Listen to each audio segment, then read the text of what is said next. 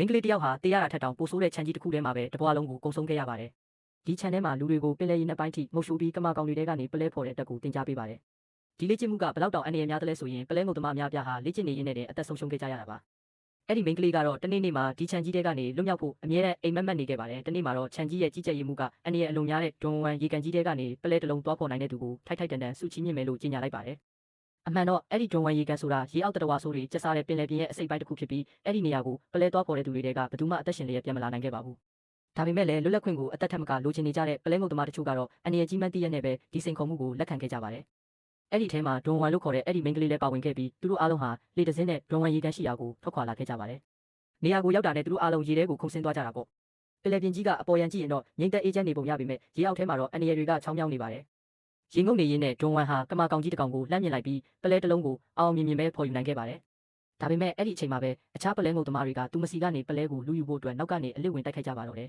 ။အဲ့ဒီလိုလုံးထွေးတပ်ပုတ်ရင်းနဲ့ပဲဒွန်ဝမ်ဟာရေအောက်ထဲမှာသတိလစ်သွားခဲ့ရတယ်တိုက်ခိုက်ခဲ့တဲ့သူတွေကပလဲကိုယူဖို့လုပ်နေတော့မှာပဲ။သူတို့စီကိုဥတီပြီးကူးခတ်လာနေတဲ့ငါးမန်းတစ်ကောင်ကိုရုတ်တရက်မြင်လိုက်ကြရပါတယ်။လူတိုင်းခြောက်ခြားတုန်လှုပ်သွားကြပြီးဒွန်ဝမ်ကိုရေထဲမှာပဲပစ်ထားခဲ့ကလှေပေါ်ကိုအလူရက်ပြန်တက်ပြီးထွက်ပြေးသွားကြပါတော့တယ်။အဆုံးထိနားထောင်ပေးတဲ့အတွက်ကျေးဇူးတင်ပါတယ်ဗျာ။ဒီဗီဒီယိုလေးကိုသဘောကျတယ်ဆိုရင်အသေးလေးနှိပ်ခဲ့ပေးကြပါဗျာ။နောက်ထပ်ဗီဒီယိုကိုစောင့်မျှော်ပေးကြပါဦးနော်။